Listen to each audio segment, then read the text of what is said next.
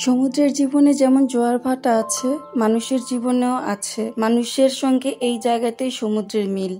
সংসারে কারো ওপর ভরসা করো না, নিজের হাত এবং পায়ের ওপর ভরসা করতে শেখো। আসসালামু আলাইকুম, welcome back to my channel. আমি মিম, ঢাকা থেকে বলছি। দেশ ও দেশের বাইরে থেকে যে আমাকে দেখছেন, আশা করছি ভালো আছেন, সুস্থ আছেন। আমিও আপনাদের দোয়ায় আলহামদুলিল্লাহ ভালো আছি। ভিডিওটা শুরু করেছি সন্ধ্যা থেকে। মাগরিবের আজানের টাইম হয়ে গেছে, তো আমি গাছগুলোতে পানি দিয়ে ছেলেকে প্রাইভেট থেকে আনতে চলে যাব। আমার এই বারান্দা বাগানটা অনেকেই পছন্দ করেন, আর অনেকেই অনেক কিছু জানতে চান। আসলে এত পরিমাণে কমেন্ট আসে যে সব কমেন্টের রিপ্লাইগুলো আমি একসাথে দিতে পারি না।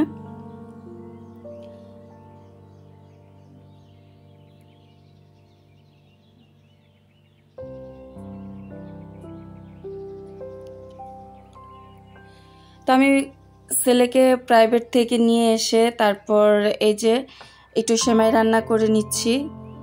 দুধটা আমি আগেই গরম করে ফেলেছি, আর এখন একটা বাটির মধ্যে সেমাইটা ভিজিয়ে নিব সন্ধ্যার নাস্তার জন্য।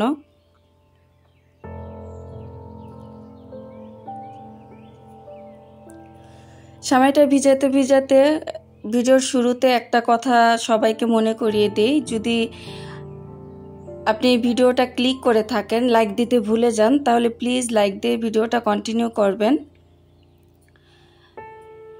আর আমার চ্যানেলে নতুন হলে সাবস্ক্রাইব করে আমার সাথে থাকতে পারেন। যারা যারা আমাকে সাবস্ক্রাইব করে রেগুলার আমার ভিডিও দেখছেন, তাদের প্রতি রইল অন্তরের অন্তরস্থল থেকে অনেক অনেক ভালোবাসা এবং কৃতজ্ঞতা। এখানে আমি কিছু পরোটা বানিয়ে নিব ছেলে আর আমার জন্য। 4টা পরোটা বানাবো, আর পরোটাগুলো আমি ঘি দিয়ে ভেজে নিব। তো পরোটাগুলো আমি রুটিগুলো বানিয়ে এখন আমি পরোটা ভেজে নিব। আর পরোটা ভাজতে ভাজতে আমি একটা কমেন্ট পড়ে নিচ্ছি। এই কমেন্টটা আরও কয়েকবার আসছিল, যেই কয়টা কমেন্টের মধ্যে কয়েকটা কমেন্ট খুব বেশি আসে। তো যাই হোক, ঝুমু চৌধুরী আইডি থেকে, আপু তোমার ফার্নিচারগুলো কি কাঠের? আপু, আমার ফার্নিচারগুলো ঘরের সম্পূর্ণ ফার্নিচার মালয়েশিয়ান ওক কাঠের। শুধুমাত্র আমার রুমের খাট ছাড়া, আমার রুমের খাট কাঠের, আর বাকি সব ফার্নিচারই আমার ওক কাঠের।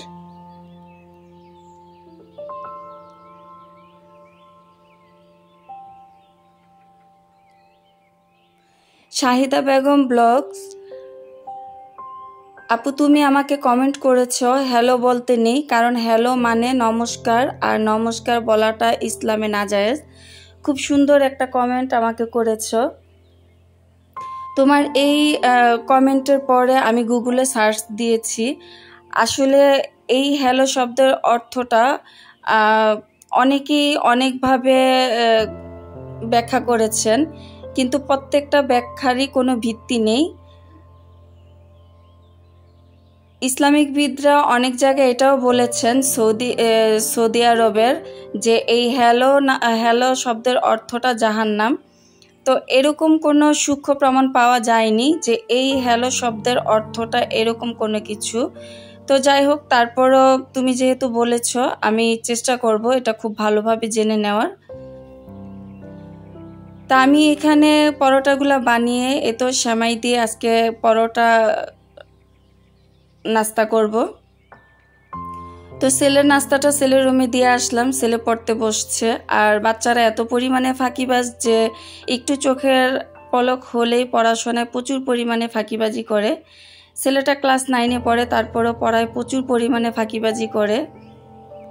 তো এখন আমার নাস্তাটা আমি নিয়ে নিচ্ছি, আর আমার নাস্তাটা নিয়ে আমি ড্রয়িং রুমেই চলে যাব। ড্রয়িং রুমে একটু আয়েশ করে বসে তারপরে নাস্তা খাবো আর টিভিতে কিছু দেখব। এই সময়টা একটু আরাম করে বসেই আমি নাস্তাটা খাই, তারপরে অন্যান্য কাজগুলো করি। সন্ধ্যার পরে তো অনেক টুকিটাকি কাজ থাকে সবার সংসারেই। ফারজানা ইয়াসমিন, আপনার রুমের এক কালারের পর্দাগুলোর দাম বলবেন প্লিজ? অবশ্যই আপু, তুমি জানতে চেয়েছো, আমি তোমার উদ্দেশ্যে বলে দিচ্ছি। আমার এই এক কালারের পর্দাগুলো আমি কিনেছিলাম আরও 4-5 বছর আগে। তখনকার প্রাইস ছিল 250 টাকা করে। এখন কত প্রাইস সেটা আমি বলতে পারবো না, কিন্তু আমি যখন নতুন এই পর্দাগুলো নেমেছিল তখন আমি কিনেছিলাম। তো আমার নাস্তা করে আমি প্লেটগুলো রান্নাঘরে রেখে, এই যে ও কিন্তু আমার ছাত্রী ছিল, একটা সময় আমার কাছে পড়তো যখন আমি স্কুলে জব করতাম। তো এখন তো আমার জব বন্ধ করে দিয়ে আমার নিজের সংসার এবং সন্তান স্বামী নিয়েই ব্যস্ত হয়ে পড়েছি। তো একটা ইউটিউব চ্যানেল খুলেছে, কিভাবে ভিডিও আপলোড দিবে সেটা জানার জন্য আসছে আমার কাছে। তো ওকে বুঝিয়ে দিয়েই তো রান্নাঘরে চলে আসলাম। সন্তান নাস্তার পরে যেই থালা বাটিগুলা ময়লা হয়েছে ওগুলা এখন পরিষ্কার করে নিচ্ছি, ধুয়ে নিচ্ছি।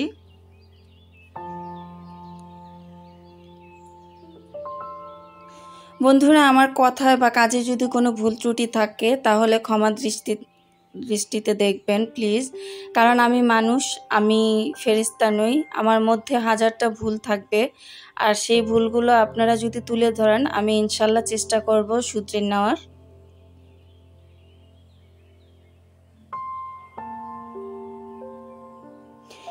MCA বাংলাদেশ, আপনার কয় ছেলে মেয়ে? ভাইয়া না আপু জানি না, আমার 2 ছেলে মেয়ে, 1 ছেলে 1 মেয়ে। তো থালা বাসনগুলো ধুয়ে রান্নাঘরটা পরিষ্কার করে এই তো ডিমগুলো সিদ্ধ দিয়ে দিচ্ছি, রাতের জন্য রান্না করব। তো আজকে রাতের জন্য রান্না করব ডিম ভুনা, করলা ভাজি, আর যেহেতু সকালের ডাল আছে তাই এগুলাই রাতের জন্য আজকে করে নিব। আর এখন বেশিরভাগ সময় যেটা করি যে রাতে রান্নাটা তো ভালোই লাগে না, তো দিনের বেলাও গ্যাস থাকে না, তো সেই কারণে এখন বেশিরভাগই আমি রাইস কুকারেই রান্নাটা করে ফেলি দিনের বেলায়। তো ডিমটা সিদ্ধ হতে দিয়ে এদিকে আমার রুমে যেহেতু গড়াগড়ি করেছিলাম বিকালে, একটু আপনাদের ভাইয়াও বাসায় ছিল, এখন বিছনাটা একটু ঝেড়ে পরিষ্কার করে গুছিয়ে নিচ্ছি। আদিবা ইসলাম আইডি থেকে, আপু তোমার এত সুন্দর ভিউজ কিভাবে আসে, একটু শিখিয়ে দিবা আপু? আসলে আপু, আমার এত সুন্দর ভিউজ কিভাবে আসে এটা আল্লাহ তাআলার রহমত আর আপনাদের ভালোবাসা। আপনারা দেখেন বলেই আমার এত সুন্দর ভিউজ আসে, আলহামদুলিল্লাহ। আমি এর আগে আরও 2টা চ্যানেল নষ্ট করেছি, কারণ তখন তেমন কিছুই বুঝতাম না। তো সব কিছুর মধ্যে একটা বিষয় বুঝতে পেরেছি যে সততার সাথে কাজ করলে আর আপনার ভিডিও কোয়ালিটি এবং কাজের কোয়ালিটি যদি ভালো হয় তাহলে ইনশাল্লাহ আপনিও একদিন এগিয়ে যেতে পারবেন। আপনি নিয়ম করে প্রতিদিন ভিডিও দিবেন এবং আপনি যে ভিডিও করছেন সেই ভিডিওটা চেষ্টা করবেন যে আপনার বন্ধুরা পছন্দ করে এমন ভিডিও তৈরি করার। আমি সবসময় এটাই করি যে আমার বন্ধুরা পছন্দ করে এমন ভিডিও তৈরি করার চেষ্টা করি। আমি যে খুব ভালো ভিডিও পারি সেটা না, তবে চেষ্টা করি। তো এই তো আমি আমার রুমের বিছানাগুলো গুছিয়ে পরিষ্কার করে গাছগুলোতে পানি দিয়ে রান্নাঘরে চলে আসলাম রান্না বসিয়ে দিতে।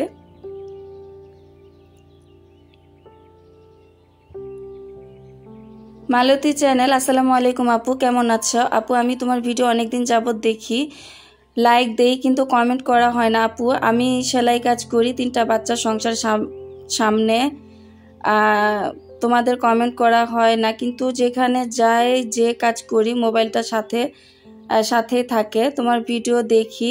তুমি খুব ভালো আপু, তোমাকে আরেকবার কমেন্ট করেছিলাম আপু, তুমি আমার কমেন্ট পড়ো নাই, আমি পায়েল আপু।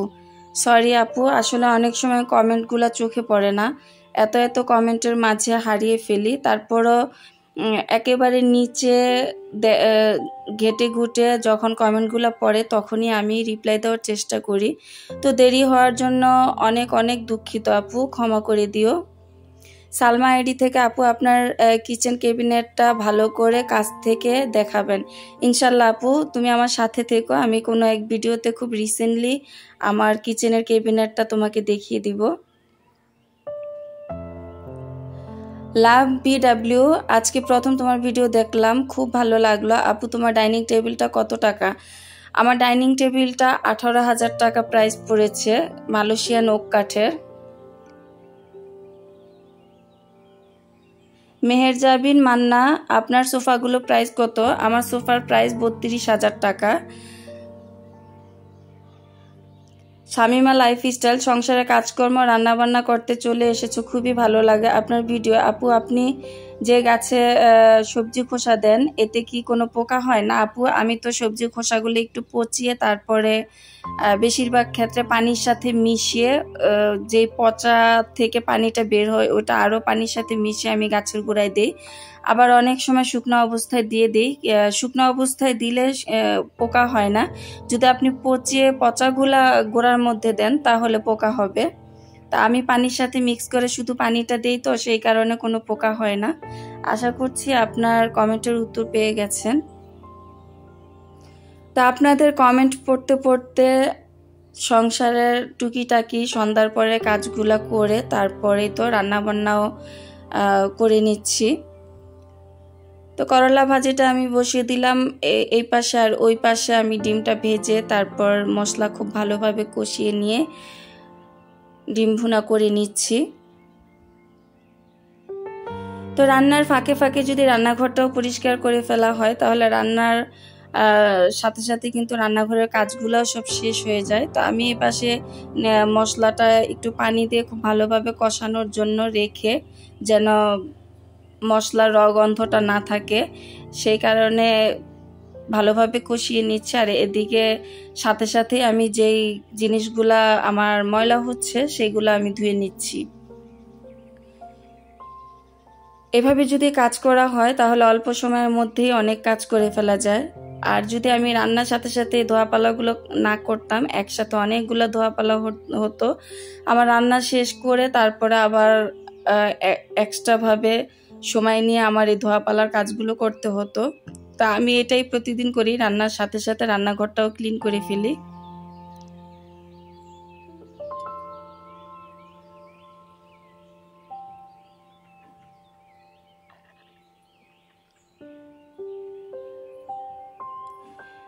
তো এই তো বেসিনটাও তার ফাঁকে আমি একটু মেজে ঘষে পরিষ্কার করে নিলাম। আর এদিকে আমার ডিম ভুনাটাও হয়ে গেছে আর করলা ভাজিটাও হয়ে গেছে।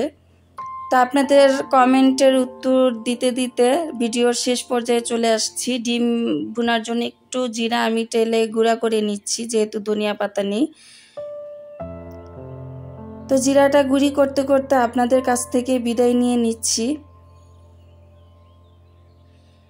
ভালো থাকবেন, সুস্থ থাকবেন, দেখা হবে নতুন আরেকটা ভিডিওতে। সেই পর্যন্ত আমার সাথেই থাকবেন। সবার জন্য অনেক অনেক দোয়া রইল এবং আমার জন্য আপনারা সবাই দোয়া করবেন, আমি যেন সুস্থ থেকে আপনাদের সুন্দর সুন্দর ভিডিও উপহার দিতে পারি। তা আমি এখানে আমার ডিম ভুনাটা একটা বাটির মধ্যে সাথে সাথে ঢেলে নিচ্ছি। আর ঢেলে নিয়ে তো উপর থেকে জিরা গুঁড়ি দিয়ে দিলাম।